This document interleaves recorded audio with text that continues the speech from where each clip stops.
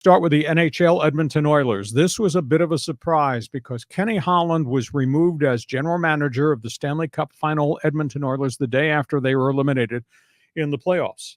And they started, quote, a search for a new general manager, and they hired Stan Bowman. Stan Bowman is the son of legendary Montreal Canadiens coach and general manager Scotty Bowman. Stan Bowman was with the Chicago Blackhawks, had worked with other clubs, but he was a marquee general manager with the Blackhawks, and he was suspended by the National Hockey League. And what happened was, maybe a decade ago, there was a video assistant coach on the Blackhawks staff who sexually assaulted one of the rookies on the Blackhawks. And the Blackhawks leadership did nothing about it. They did not fire the video assistant coach. There was no legal action until about 5 years ago, and then the player, Chris Beach, filed a lawsuit against the Chicago Blackhawks and won the lawsuit. And Stan Bowman was the general manager. Joel Kenville, whom we've talked about in the past, was a very successful coach. This incident and the story kind of leaked out during the Stanley Cup finals. Chicago was playing in the playoffs, and Bowman took no action. They were too busy. Kenville said, "I'm preparing for games here. I can't deal with this." And they ignored it. Well, Beach finally filed the lawsuit. NHL interceded. They suspended Bowman for 3, suspended Kenville, both reinstated about a month and a half ago. Kenville has not interviewed for a head coaching job yet. Bowman got hired immediately with a snap of the fingers. That's quite a story that they moved on him as quickly as they did. He walks into an unbelievably great situation with the Edmonton Oilers. I'm sure some of our O Canada fans probably got something to say there. Let's talk about the tour. You know, we've talked about the phenomenal accomplishments of Xander Schauffele, what he did winning the British Open after winning the PGAs. Big debate going on right now, John. Who's going to be the player of the year? So you got somebody that's won 2 Grand Slams in a couple of months. That's pretty impressive.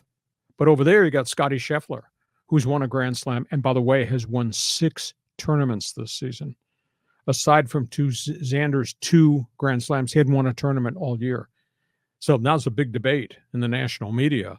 Xander, based on the 2, or Scheffler, based on the 6, plus the Grand Slam event. Who is the player of the year? Tiger Woods. We've talked about how poorly he's played, why he continues to send himself out to try to play in Grand Slam events. His son, Charlie, tried to qualify for the U.S. National Junior Open. His son is only 15, and Tiger's been featured in videos playing rounds with Charlie, and Charlie's played well. Charlie went out in the first 2 rounds of qualifying and shot 22 over par.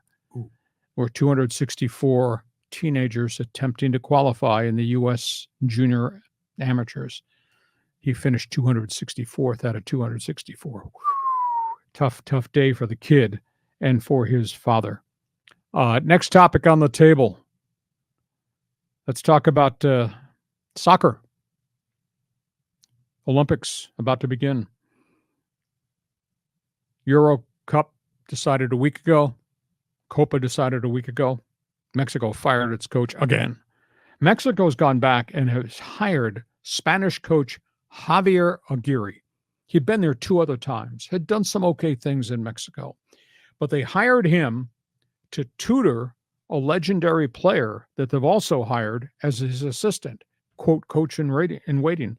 His name is Rafael Marquez, great player in Mexico from back in the day. So they got a new head coach who's been there twice and had moderate success. He's going to spoon feed Marquez to be the next head coach by the next time the World Cup rolls around. That's interesting. And we got the Olympics. We got the Parade of Nations in Paris. It's going to be fascinating. 329 events over the next 19 days. 592 American athletes are going to participate. LeBron James, Coco Gauff are going to carry the American flags during the Parade of Nations on Friday.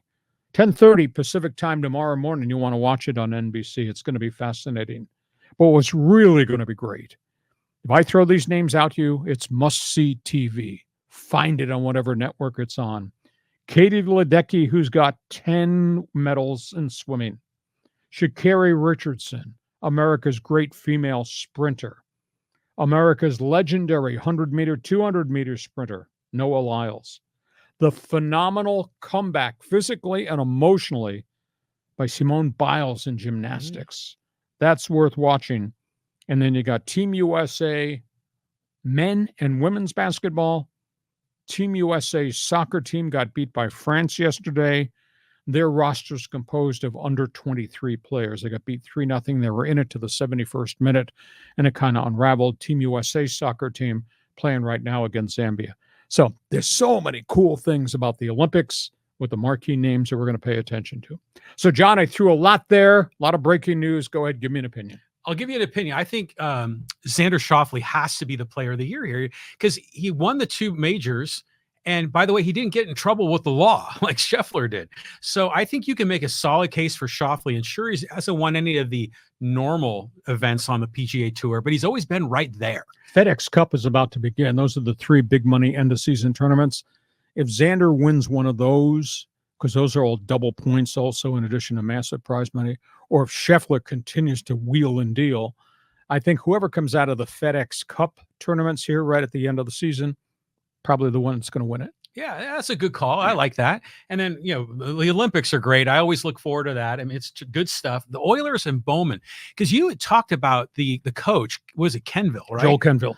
And so he is still suspended. No, he's been reinstated. Nobody's touched him yet.